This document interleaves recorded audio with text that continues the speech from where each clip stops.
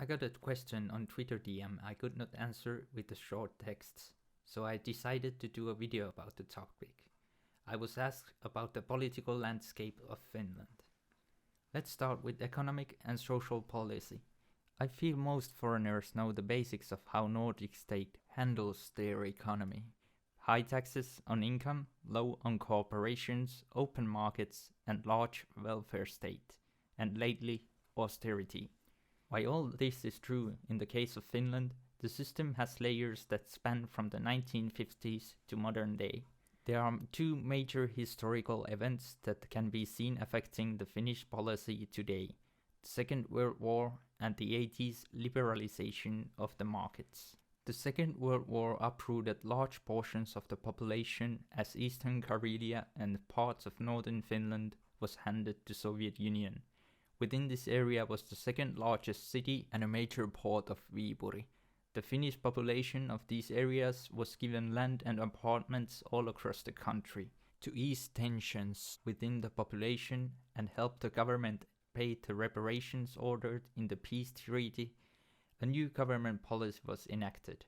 The government would negotiate with labor unions and heads of industries to centrally plan the wage rate in the economy, social policy, and economic policy.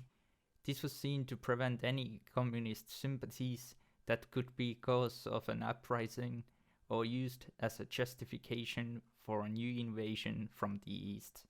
This type of appeasement policy, known by the name kolmikanta or triangular agreement, was used throughout the Cold War period until early 2000s. These agreements included anything from controlling rent prices in some agreements from 1950s to 1970s to guaranteeing predetermined percentage rise in purchasing power of wages in the 1990s.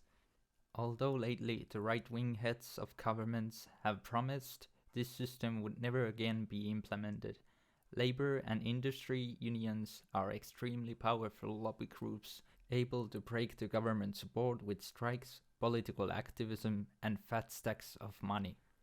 Decades of high level of unionization and political power has left the unions running operations worth of hundreds of millions of euros, political capital, many labor leaders becoming heads of the Social Democrat Party, and deep entrenched systematic power.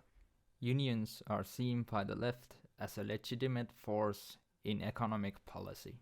Probably the best known case of labor union power in the system is in housing. Unions are a major owner in Kojamo Incorporated, a giant housing company selling and renting apartments across the country. The company makes affordable housing, which is subsidized by the government, rented to low-income families who get money from the government to pay their rents. Kojamo then raises the rent, leftist parties demand more money for low-income families to pay their rent, which Kojamo then pays back to the leftist politicians, creating a vicious circle where the leftist parties create the political issue to boost their support, subsidize their own business, and collect money from said business straight from the taxpayer to pay for their own campaigns. The dividends from these companies, of course, are tax-free because labor unions are organized as non-profit. However, despite this structural baggage, the economic policies set by the government have been liberal since the late 80s. The beginning of the collapse of the Soviet power and the end of the presidency of Kekkonen made a political shift to the right possible. The finance industry was liberated in the 1980s.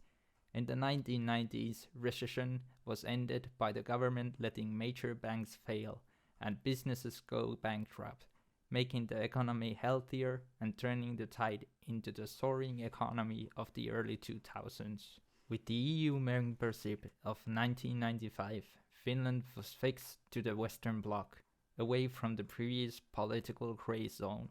Whereas during Kekkonen presidency, the main right-wing party, the National Coalition Party, was forcefully kept out of power by the president in fear of Soviet displacement. After the presidency, Even the Social Democrat Party advocated for liberalization of the economy and stronger ties to the West. The policies enacted during the last 4 decades have made Finland, at least in trade and easiness of entrepreneurship, one of the freest countries in the world. The Nordic model, built alongside the triangular agreement system, will however have to be changed in the coming decade, as the costs of healthcare and elderly care are rising drastically with aging population, creating another touchy political issue for future governments. As long as the unions are strong, changes to the welfare system are met with massive opposition. Even more conservative right-wing politicians support the welfare state and see major changes as a political suicide. We can see the explosive nature of the topic when we look at the latest changes into the healthcare system. The current government has kept healthcare reform as its major issue for the last 4 years. However, as the next elections loom closer, the coalition is no closer to a new system, and the bill has turned into a playground of party politics, with every party fighting to get more power through votes or power within the new system. Tax rates are high, although according to surveys, the nation seems to be at large okay with paying these high taxes. In this survey, however, we can see some decline in willingness to pay more taxes, etc. when looking at high income earners. VAT increase proposed by the survey is also met with some resistance, with the most popular opinion of how to spend the new tax income being lowering income tax. Marginal tax rate on income tax goes from 8.3 income lower than 14,000 per year to 59.8 in yearly income of 86,000 to 92,000 per year. Keep in mind that the effective tax rate is lower.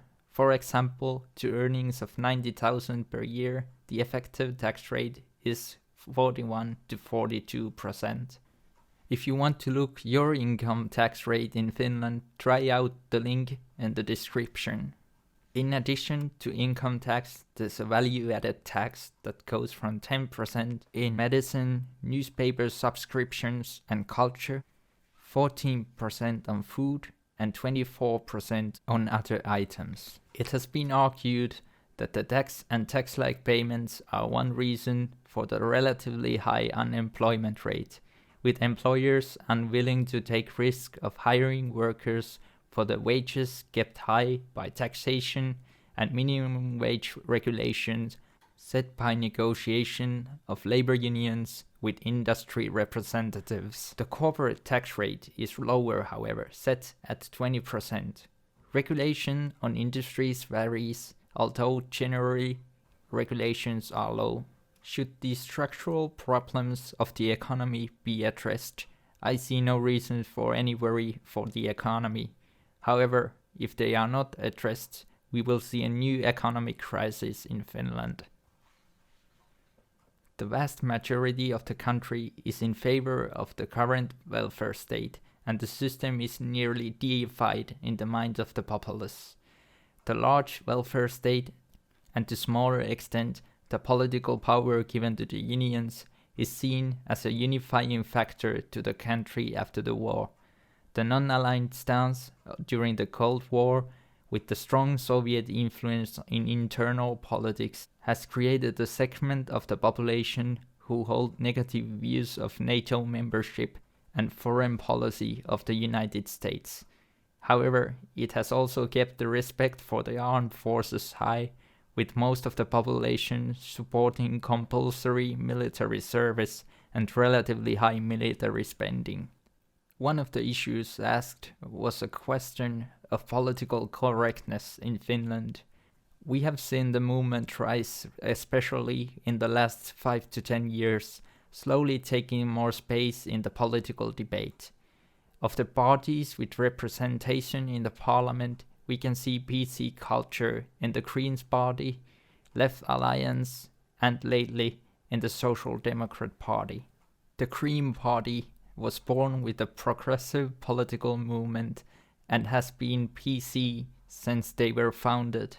They do, however, have a liberal, environmentally minded right-wing faction, although it has been overtaken by the progressive left wing.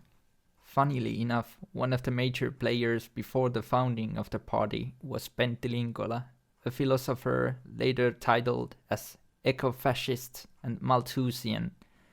He left, however, when his proposal for the party platform was deemed too radical, and he in turn turned the Green Party as conformist cucks.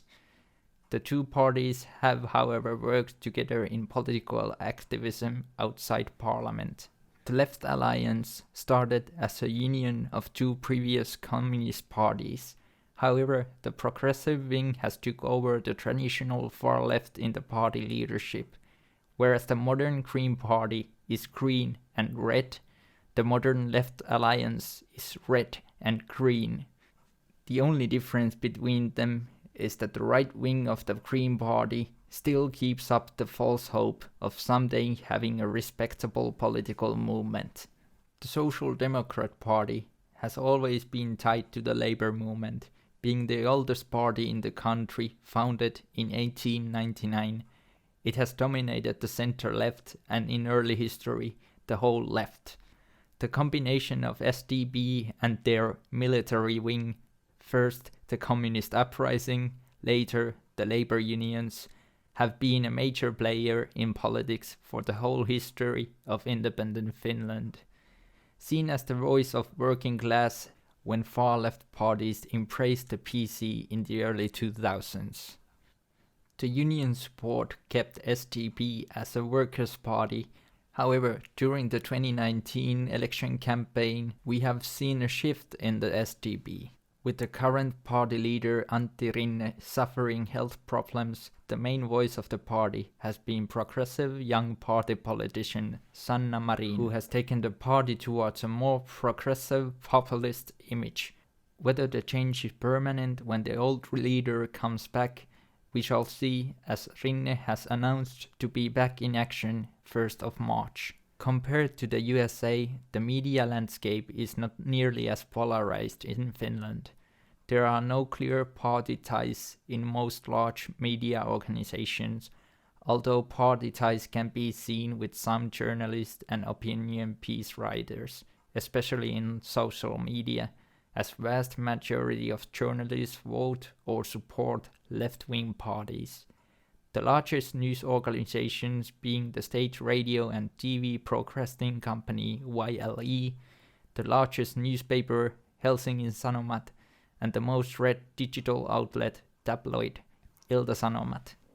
YLE suffered a left-wing bias during the Cold War, after a convicted Soviet spy Hella Vuolijoki was elected as the leader by the government in 1945. However, after the political shift towards the West and a natural change in the leadership, it is largely respected as an unbiased news source. Helsingin Sanomat was as pro-Western as possible in the Cold War Finland, and is largely respected newspaper with a nationwide customer base. The paper has a weekly Nyt, meaning now, pages, aimed for a younger audience with progressive bias. However, the paper outside of Nyt is largely unbiased. Ilta-Sanomat has benefited from digitalization, with the digital app being the most downloaded news app in Finland. The editor-in-chief, Ulla Appelsin, is down to earth and one of the best accounts to follow on Twitter if you understand Finnish and want to know about Finnish news and politics. As a tabloid, Ilta-Sanomat is not as reliable, but as I can see, it has no major bias either way.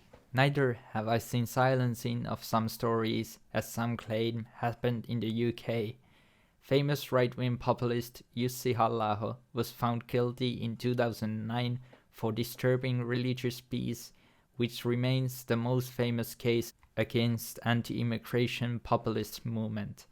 Mr. Halla-aho was given a €330 fine for a blog post where he described Islam as pedophilic religion and claimed Somali genetics make them more likely to live on welfare. This, in my opinion, is in line with the longer legal tradition concerning speech. Although in practice, restrictions on speech have lessened after the Cold War, there are still laws against blasphemy and obstruction of religious freedom, which some may call hate speech laws. Although these laws, blasphemy in particular, seem to be rarely used. Halla-aho's party, the Finns, was forcefully kept out of the government coalition in 2011, considered too radical, leading to the Rainbow Coalition of 6 parties, consisting of every party with an MP except the Centre Party, who didn't want to take part in coalition after a major defeat, and the Finns. After the unpopular and dysfunctional Rainbow Coalition, the Finns were in the governing coalition from 2015 to 2017, when the party split after Halla-aho was elected leader of the party. Majority of the party supported Halla-aho, but the MPs elected as ministers formed a new, less populist conservative party, Sininen Tulevaisuus, the Blue Future. The breaking of the party was most likely due to the party leader's candidate losing to Halla-aho and pressure from the other parties in the governing coalition. From 2015 to 2017, the Finns created a respectable image of the party in media. However, after the split, the party was seen again as far-right populist party, not completely without reason, as the leadership of the youth organization of the party has ethno-nationalist members. Halla-aho has, however, actively fought against the radical elements in the party. At times, an hostile attitude can be seen by the media towards the Finns party. In 2018, police started investigating cases of grooming and pedophilia in the city of Oulu. This was immediately brought to the public attention, and the police advised children not to respond to contacts in social media or real life by, and I quote, older foreign men, unquote. Both the police and the media were open about the incident, unlike in the UK where police actively tried to play down the incidents. The Oulu Police Department has also defended their stance of openly profiling the possible threats in news and social media against the critics of the policy. Trust in the government has always been high, with 78% trusting the current President Niinistö, record number after the Cold War due to the popularity of Niinistö as a politician. 35% trusting the governing coalition, which is comparable number to the support of the governing parties at the moment. 91% trust in the military and 94% trust in police. All in all, I see no problem in trusting the government. Although I do not think restricting speech outside of slander and threats is legitimate. I do not, however, feel my speech is limited at the moment. The education is high quality in the whole country. I grew up in a small town of less than 10,000 inhabitants, away from large population centers. Still, I had the possibility to study voluntary German, Russian, French, Spanish, or Latin. I never felt like my teacher was not an expert on his field. The teachers need a master's degree in pedagogy and university-level studies in their field to teach at any level. Personally, I would have liked to have the possibility to advance faster, but in a small town and in the system we have, there was practically no possibility of changing to the more advanced class. Perhaps the system pushes students towards mediocrity, but overall the system works fine. Lately, there has been some rumors of PC culture spreading to school, but this seems like an overreaction. Although there have been some stupid guidelines, like teachers must not refer to students as boys or girls, but by their name or gender non-specific term. The Finnish language is, however, quite prepared for any linguistic idiocy, as there are no gendered pronouns or gendered words. Instead, the linguistic game for the PC crowd is aimed at profession titles, as some look gendered when viewed superficially, for example, fireman. The PC style has become more common in the large cities of southern Finland and has been gaining some more space in media and public conversation. We have had some well-known cases of cultural appropriation and other idiotic news pieces. But I believe the anti-PC student culture that has traditionally prevailed in the country makes it hard for it to spread from the cosmopolitan south. It is hard for people to start caring about feelings when most students joyfully sing of necrophilia, sexual harassment, and imperial conquest. Even the replacement of the N-word in the engineering students' anthem few years ago caused large uproar. I hope this answers all the questions. It took longer than I might have wanted, but I tried to keep it shorter next time. If you're interested, I'm planning to do more videos on environmental policy, the upcoming election, and the incident in Oulu. I saw some fake news spreading on Twitter and YouTube by some international figures, and I'd like to correct them.